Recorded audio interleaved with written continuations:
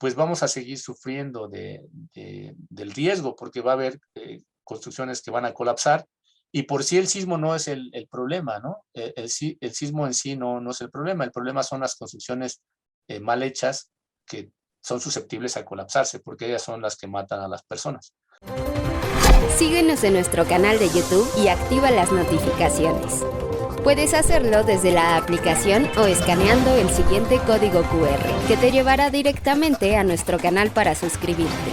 Mantente informado sobre los acontecimientos más importantes a nivel local, nacional e internacional. Y accede a nuestras secciones de análisis y opinión, con periodismo de calidad del día a día. Recuerda darle me gusta y compartir a nuestros contenidos. Y no olvides seguirnos en todas nuestras redes sociales.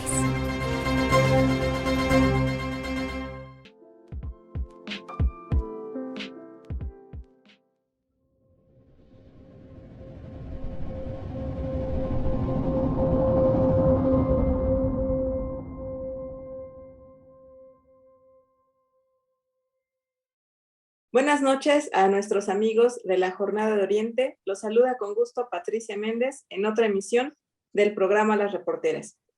En esta noche queremos darle la bienvenida al doctor Eduardo Ismael Hernández. Él es profesor investigador del área de Ingeniería Civil de la OPAEP, a quien le damos la cordial bienvenida. Buenas noches, doctor. Muy buenas noches, Patricia. Te saludo a ti y a todo el auditorio que te sigue en los medios y en las notas que emites. Muchas gracias. Doctor, pues lo hemos invitado en este espacio informativo para que pudiéramos abundar sobre el tema de los sismos. Usted es especialista en esa área y bueno, pues acabamos de pasar de esta circunstancia que ocurrió el pasado 19 de septiembre, que ya se ha vuelto una fecha icónica en el país. Debido a lo que ha ocurrido no solamente en este año, sino en años previos. En esta ocasión, pues el balance, digamos, no fue tan fatalista como en ocasiones anteriores. Sin embargo, doctor, no sé si usted coincida con que pues todavía hace falta mucha información sobre el tema, hay mucha desorganización, desinformación, por lo que pudimos haber observado. Todavía hay algunas formas, algunas maneras en las que no sabemos cómo actuar, cómo reaccionar ante estas circunstancias y también mucho desconocimiento sobre el área en la que estamos. Entonces, no sé si usted nos pudiera, por favor, pues dar una introducción de qué es lo que pasó. Todavía no nos queda muy claro qué es lo que ocurrió, por favor. Bueno, sí, quisiera iniciar comentando en el contexto, pues digámoslo así, mundial. Después voy a hacer una descripción de cómo nos encontramos a nivel nacional en el contexto sismotectónico, para pasar después cómo es que los temblores afectan a lo que es el estado de Puebla y propiamente las zonas urbanas ya aquí en la capital del estado.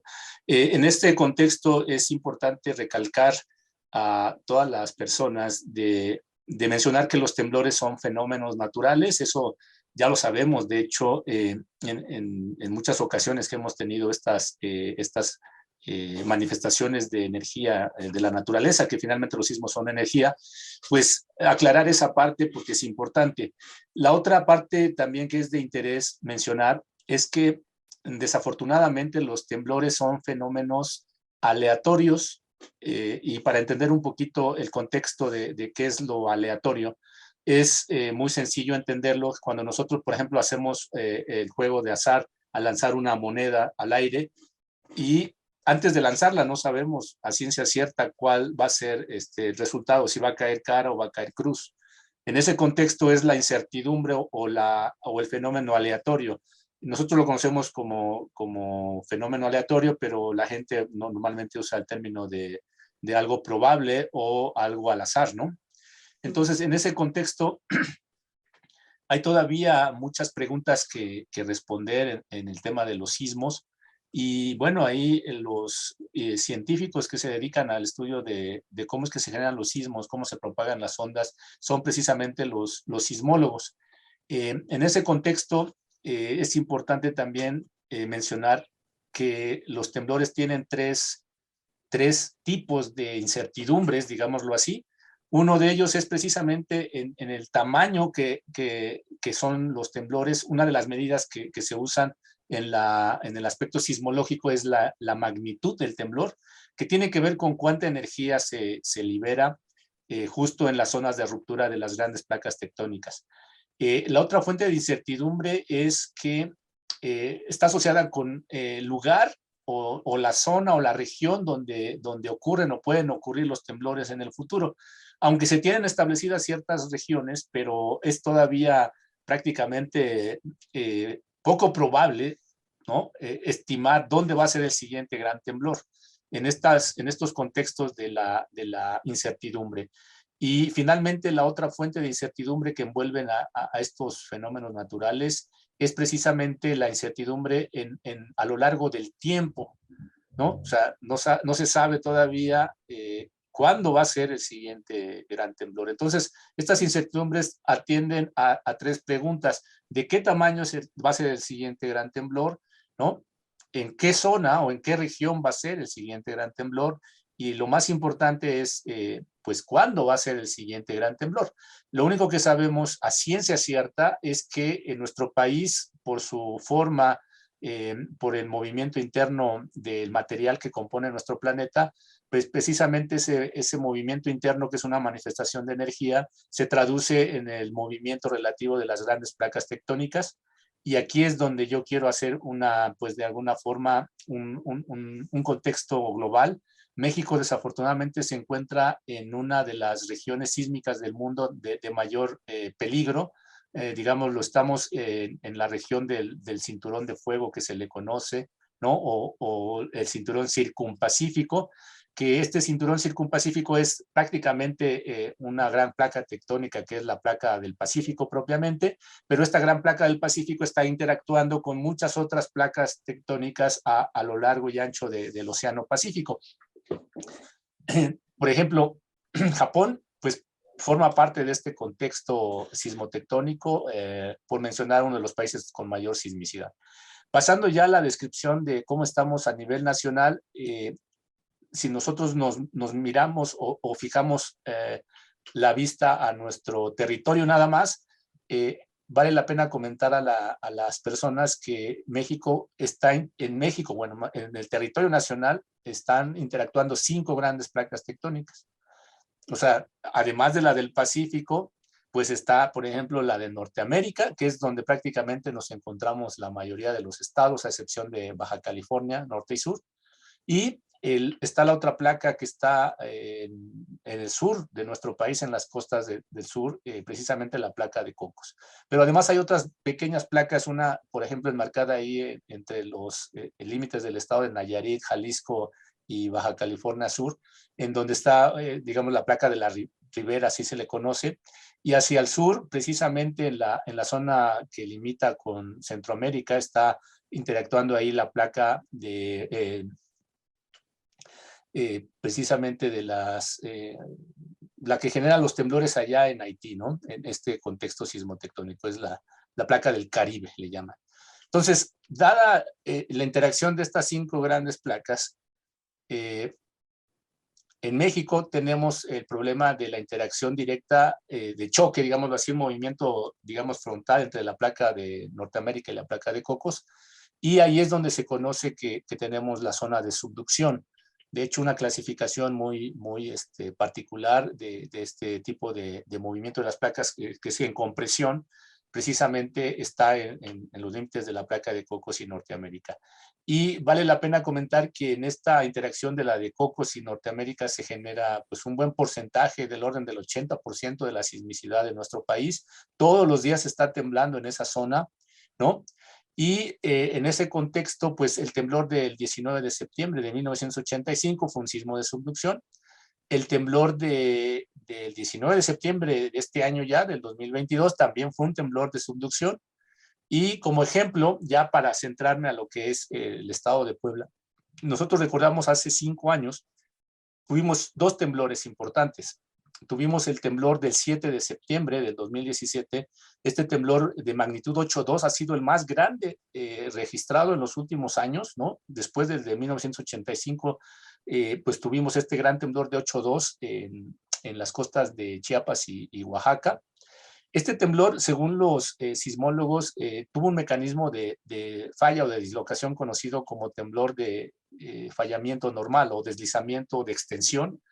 Es algo atípico porque en esa zona uno esperaría que los temblores fueran propiamente sismos de subducción, es decir, de choque frontal, pero ocurrió que no, que este temblor de alguna forma desgajó la placa que ya está subducida por debajo de la de Norteamérica. Y en ese contexto, el sismo de 7 días después, ¿no? De 7 días, bueno, haciendo las cuentas, ¿no? El del 19 de septiembre de 2017, tuvimos nosotros, después del simulacro propiamente, ¿no? El temblor de 7.1 de magnitud localizado con epicentro entre los límites del estado de Morelos y propiamente el estado de Puebla. Este temblor de 7.1 fue el que generó mayores intensidades aquí en la zona urbana de Puebla. Evidentemente los daños fueron muy importantes y vastos en la zona epicentral, ahí por pues lo que es la zona de Izúcar de Matamoros, etc. Entonces, en el contexto local ya para el estado de Puebla, lamento comentar que efectivamente los temblores que tienen mayor peligrosidad porque son más cercanos y por las características propias del mecanismo que los desencadena, son los temblores de fallamiento normal, profundidad intermedia. Para entender un poquito este problema, voy a permitirme usar pues, lo que tengo aquí a la mano, que esta podría ser la placa de Norteamérica. Es una placa mucho más grande, más rígida, y esta podría ser la placa ya de Cocos que se está subduciendo por debajo, ¿no? Entonces, vemos cómo esta placa de Cocos ya se metió por debajo de la de Norteamérica, y entonces, si yo observo solo la placa de Cocos ya subducida, tiende a estar en tensión, ¿no? Sí. Y una vez que se truena por la tensión que hay abajo, pues es que se generan los temblores de fallamiento normal, profundidad intermedia. Estos son los más peligrosos para Puebla, históricamente hablando. Tenemos casos como el de el sismo del 15 de junio de 1999, que todos también lo recordamos, con epicentro cercano allí a lo que fue la zona sur del estado, ¿no? Por Tehuacán. Ha habido otros, ¿no? No solo este, el de 1973, también en los límites del estado de Veracruz y Puebla, que dañó fuertes zonas de Chachicomula de Sesma, en Ciudad Cerdán. Y bueno, desafortunadamente estos temblores que afectan a la zona del estado de Puebla, que ocurren más o menos alineados ahí al sur de nuestro estado, precisamente tienen periodos de recurrencia, estadísticamente hablando, periodos de recurrencia en el tiempo en función de los últimos 100 años, por ejemplo, periodos en el orden de 20 años en promedio, ¿no? Okay. Del tiempo, digamos, aunque este no es una constante, pero más o menos en promedio se ha observado este, digamos, patrón de tiempo que han ocurrido estos temblores, que no necesariamente son de magnitud grande, ¿no? Son magnitud 7, 7.1, y es el caso, ejemplo clásico de este temblor es el último fue el de 19 de septiembre del 2017. Este tipo de mecanismo que está más, el epicentro está más cercano aquí a la zona centro del país, digámoslo así, y son las que afectan más a la población de Puebla, del estado de Morelos, del estado de Tlaxcala incluso. Y en ese contexto, bueno, ese es como nos encontramos, ¿no? En la parte de cómo es la sismotectónica que genera los temblores que afectan tanto al país como en este caso a los estados del centro. Sí. Doctor, ahora que ya nos da este panorama, si nosotros pudiéramos estimar en una escala del 0 al 10, ¿cuál es el riesgo en el que vivimos en el estado de Puebla para que ocurra un temblor? Es decir, la gente, no sé si coincida, pero debemos tener esa perspectiva de la que usted nos está explicando, la situación geográfica en la que se encuentra la entidad, y a partir de ahí estar conscientes o concientizarnos acerca del riesgo en el que estamos, porque es una situación geográfica, digamos, un aspecto natural. Bueno, es una buena pregunta, muy difícil de dar respuesta porque no es una única respuesta. Primero hay que hacer mención del término que bien ha usado usted, el término de riesgo. Y este término del riesgo debemos entenderlo para que la gente tenga mayor comprensión. Lo forman dos grandes partes, ¿no? por un lado está el sismo, que es el movimiento, que es la naturaleza propiamente, ¿no? Pero por el otro lado están las construcciones, ¿no?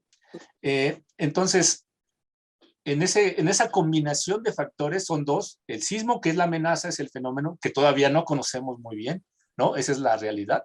Y por el otro lado está cómo están nuestras construcciones, ¿no? Porque el riesgo puede ser bajo, ¿no? Puede ser bajo, aunque haya un sismo muy grande, ¿no? El riesgo puede ser bajo si es que a la construcción no le pasó nada ante ese sismo. No sé si quede claro. O sea, si hubo un gran sismo de magnitud importante con intensidades muy fuertes, muy grandes, ¿no? Pero a las construcciones no les hizo nada ese movimiento de la Tierra, entonces se dice que el riesgo es bajo, porque no hubo efectos nocivos, es decir, no hubo daños, por ejemplo, en las construcciones, que ahí es donde yo quiero hacer uso del concepto de la vulnerabilidad, que es la otra componente del riesgo. O sea, mientras una construcción sea poco vulnerable, ¿sí? Mientras tenga pocos daños o que no se dañe, no importa el nivel de peligro, ¿no? En ese contexto, porque entonces vamos a tener un riesgo controlado, riesgo bajo. Pero ¿qué pasa en el lado opuesto? ¿Qué pasa si con un temblor pequeño nuestra construcción se daña excesivamente? En este caso tuvimos un peligro bajo, ¿no? Atendiendo a un sismo de baja magnitud, poca intensidad, etcétera, pero que con este pequeño movimiento nuestra construcción se vio fuertemente dañada. En ese contexto el riesgo se eleva. No sé si quede claro. Claro. Entonces, lo que está a la mano de los, pues en este caso pues de los gremios de constructores, ¿no? Hablemos del tema ya de la parte de cómo hacer que nuestra construcción no sea tan vulnerable, ¿no? La misión es grande de los que se dedican a la construcción. Háblese de todo el proceso de una construcción, ¿no? De una obra, desde la planeación, el diseño, la construcción, la supervisión, etcétera. Entonces, las responsabilidades aquí para hacer que nuestras construcciones sean menos vulnerables es muy alta, ¿no? Y aquí hay un papel importante que juegan los ingenieros civiles, los arquitectos, los urbanistas, las autoridades, las mismas personas, los dueños, ¿no? Pensemos en un caso así muy simple para dar o tratar de dar respuesta a esa pregunta que es muy difícil de responder. Pensemos que una persona tiene la necesidad de construir su vivienda, pero no cuenta con los recursos suficientes y la hace con materiales disponibles, ¿no? Hay muchos materiales naturales muy buenos, por cierto, si es que se cuida el procedimiento constructivo. Pero pensemos que solo superpuso, ¿no? Piedras, ¿no? Solo superpuso piedras, pues va a venir un pequeño movimiento, un sismo muy pequeño y esa construcción no va a ser resistente. No sé si con esta, pues de alguna forma descripción muy simple podemos abonar al concepto, y para que la gente entienda que es muy importante que cuando se construyan las viviendas, los edificios, cualquier obra, ¿no? de cualquier edificación, cualquier obra de infraestructura, se cuide todo el proceso, desde el cálculo, desde los estudios preliminares que hay que hacer para conocer el suelo. El tipo de suelo va a determinar de alguna manera el tipo de cimiento que debe tener la construcción, y un buen cimiento siempre da una buena base para que haya mayor resistencia ante las fuerzas sísmicas y que la construcción no tenga daños. Entonces, todo este proceso que yo comento es importante, porque la respuesta estaría entonces mirando en las ciudades, en Puebla, en todos los municipios, ver cómo se construye, quién construye, ¿no? Por ejemplo, ¿no? Si construyen con estándares normativos, que incluso hay normas que son una buena herramienta para que las construcciones tengan cierta capacidad resistente ante los sismos, ¿no? Si se está dejando de lado la calidad de los materiales de las construcciones, si se están haciendo mal los procedimientos constructivos, todas estas cuestiones se combinan para poder tener una estructura ya sea poco vulnerable o muy vulnerable. Y desafortunadamente veo que recientemente, pues aunque se tienen normas de construcción, en nuestro país no tenemos una norma nacional o un reglamento nacional de construcciones. Cada municipio debe tener su propio reglamento de construcción, ¿no? así sea el municipio de Puebla, el municipio de San Pedro Cholula, el municipio de San Andrés Cholula, el municipio de Tehuacán, San Martín Texmelucan, todos deben tener cada uno su reglamento de construcción. De hecho, así está manifestado, ¿no?, en la Constitución política. Y eso puede ser una desventaja, porque entonces, pues la pregunta es cuántos municipios de Puebla tienen su reglamento de construcciones, ¿no? ¿Cuántos lo tienen? ¿Cuántos no lo tienen? ¿Cuántos lo tienen actualizado? ¿Cuántos no lo tienen actualizado? Y eso no es lo más preocupante, porque pensemos que el municipio de Puebla tiene un buen reglamento de construcciones, ¿no? La pregunta sería, ¿se está siguiendo a cabal suerte la reglamentación? ¿Se están cuidando los estándares de calidad en el procedimiento constructivo? En ese contexto, pues yo puedo comentar que en aras de responder a la pregunta muy importante de no podemos dar un porcentaje de qué nivel de riesgo tenemos en Puebla, pero sí podemos hacer una apreciación de que si hay construcciones que no tienen o no cumplen con los estándares de calidad de acuerdo con las normas de construcción, pues son las más vulnerables y las que corren mayor riesgo en ese contexto, ¿no? Hay otras variables que también influyen, por ejemplo, la edad de la construcción también es un detonante para poder de alguna forma hacer una descripción gruesa de qué tan vulnerable puede ser la construcción. En general, las construcciones antiguas, pues los materiales también se deterioran con el tiempo, ¿no? Los materiales se cambian sus propiedades con el tiempo. Si no se cuida el mantenimiento de la construcción, de la edificación, podemos modificar o se pueden modificar las propiedades de resistencia de los materiales y se pueden generar vulnerabilidades.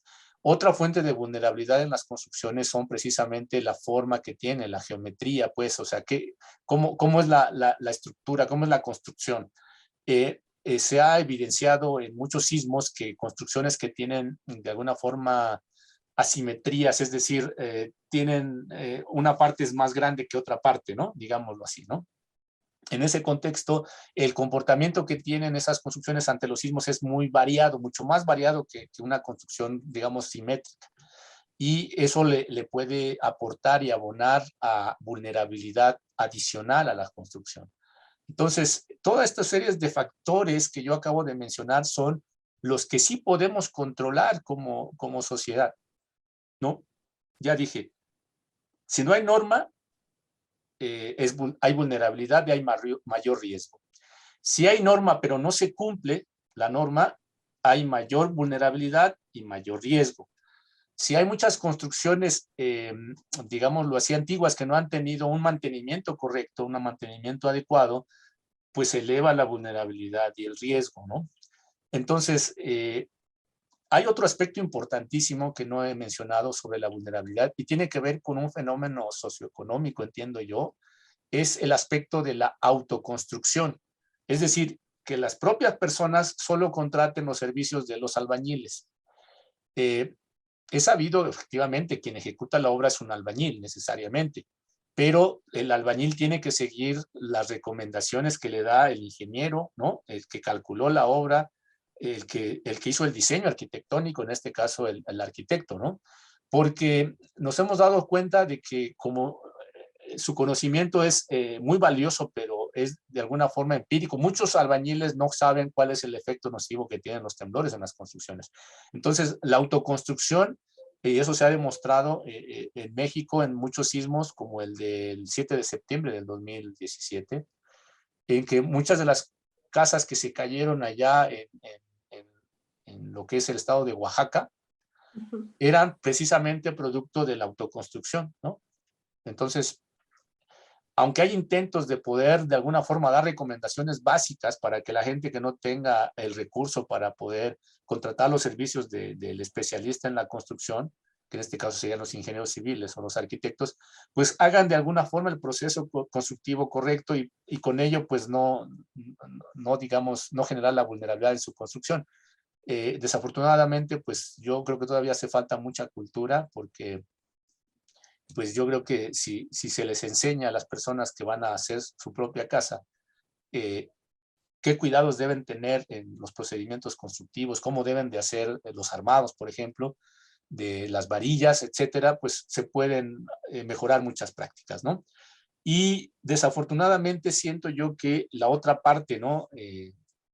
Que no se menciona en muchos foros, pero que existe y se sabe, y todos los que se dedican a la construcción saben, el efecto de la corrupción sobre la vulnerabilidad de las construcciones. O sea, existe corrupción, sí, porque eh, hay proyectos de obra pública principalmente, eso es muy triste y lamentable y muy riesgoso, que se hacen o se ejecuta la obra sin tener proyecto, es decir, sin tener los planos, ¿no? Eso representa un riesgo, pero súper muy importante, porque no hay forma de poder validar o verificar la calidad de la construcción. O sea, eso yo creo que es una mala práctica, que allí el llamado es precisamente no solo para los constructores, sino para los quienes promueven la corrupción, que muchas de las ocasiones, y eso se sabe, pues son las propias autoridades, ¿no? Ya sea por desconocimiento, por negligencia, por ambas juntas, o porque realmente saben, de alguna forma le apuestan a que no les va a tocar un gran sismo. En este contexto, pues yo creo que sí, ahí la reflexión va pues netamente para con quienes tienen las responsabilidades de que las construcciones se ejecuten con calidad, porque de hecho la ingeniería tiene estándares de calidad, pero esos no se están traduciendo necesariamente en la práctica, ¿no? ¿Por qué no se están traduciendo? Repito, yo creo que el mayor problema de la vulnerabilidad y el riesgo sísmico en México tiene que ver y tiene su fuente no solo en el sismo, sino en las malas prácticas que hay en la construcción, en las obras de mala calidad, y eso representa un nivel de riesgo importante para la población en general. Doctor, ahora ya para concluir esta entrevista que nos ha hecho favor de otorgarnos, una vez que ya nos ha explicado estos dos conceptos básicos que son la vulnerabilidad y el riesgo por la situación geográfica, ¿qué podríamos esperar o qué le espera, pues por lo pronto a la entidad, a la capital? Porque pareciera que esto es un tema recurrente de cada septiembre y en realidad a lo largo del año se olvida. Es correcto. De hecho, como bien Y lo pareciera también que cada vez, ¿Perdón? perdón, decía también que pareciera que que estamos como a expensas de lo que pasa, es decir, como que en realidad no percibimos que haya una cultura ni tanto de prevención en materia de ingeniería y en otros tipos pues de actuaciones de prevención. Pero, ¿cuál sería entonces o qué podemos esperar sobre el futuro que venga? Porque pues indudablemente ojalá que fuera que no, pero por lo que nos ha explicado, pues tenemos que estar conscientes de que estos fenómenos van a seguir ocurriendo. Sin duda, hay que estar conscientes, uno, de que va a seguir temblando. Eso es un proceso natural, no vamos a poder evitarlos. Los temblores va a seguir temblando, eso es sin duda.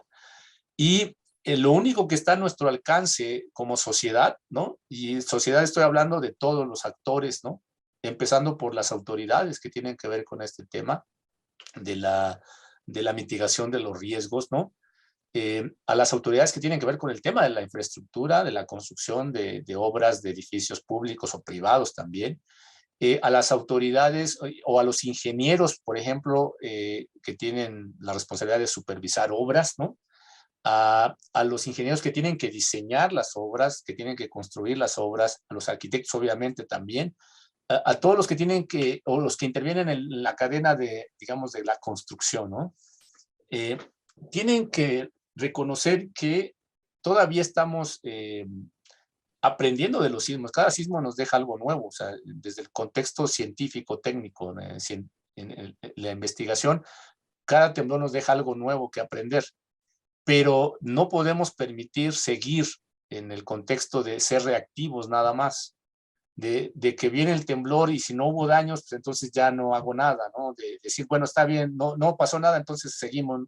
No, o sea, va a venir un temblor importante seguramente, y si no hemos actuado, si no hemos aprendido las lecciones de los últimos, pues vamos a seguir sufriendo del riesgo, porque va a haber construcciones que van a colapsar, y por sí el sismo no es el problema, ¿no? El sismo en sí no es el problema son las construcciones mal hechas que son susceptibles a colapsarse, porque ellas son las que matan a las personas. Y aquí un dato interesante, el temblor de Haití del 2010, cuya magnitud fue 7.1, muy parecida a los probables temblores que tengamos aquí en Puebla, le quitó la vida a prácticamente más de 500.000 de personas en una cuestión de horas, ¿no?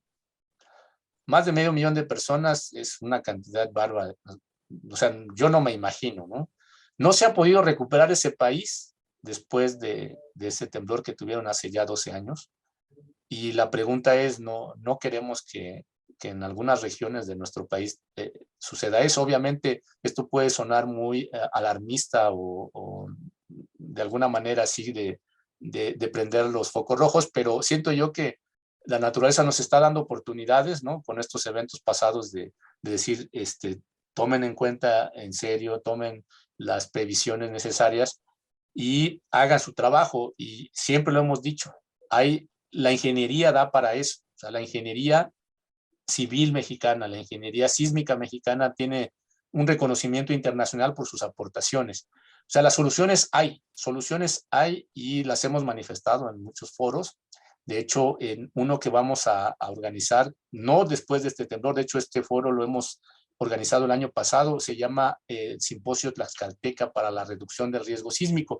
Tlaxcalteca porque yo soy de Tlaxcala y represento a la Sociedad Mexicana de Ingeniería Sísmica ya, la delegación Tlaxcala.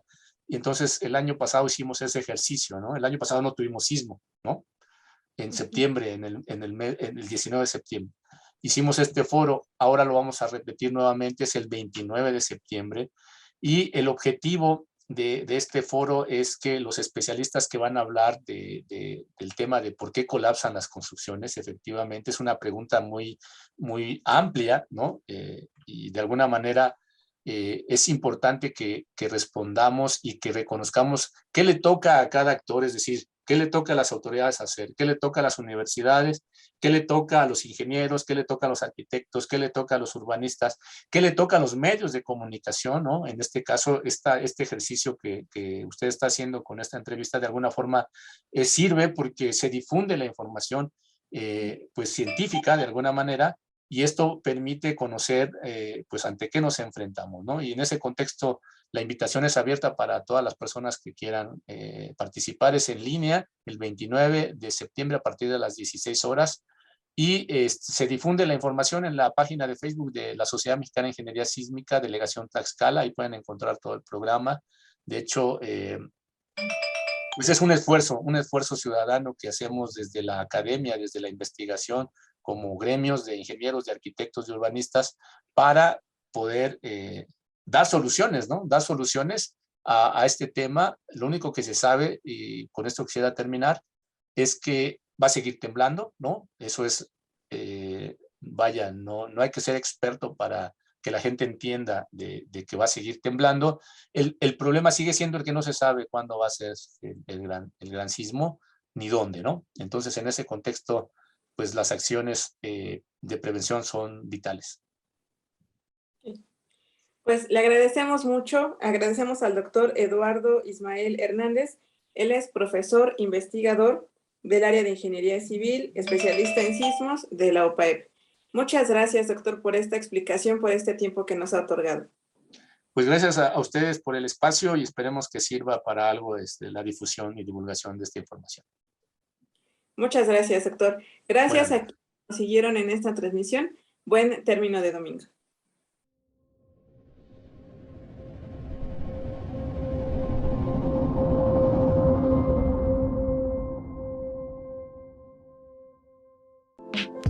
Ahora ya nos puedes encontrar en Telegram. Solo tienes que descargar la aplicación de mensajería Telegram en la tienda digital de tu dispositivo móvil. Busca la Jornada de Oriente y selecciona Unirse al canal. O también puedes escanear con la cámara de tu celular el siguiente código QR, que te llevará directamente a nuestro canal para suscribirte.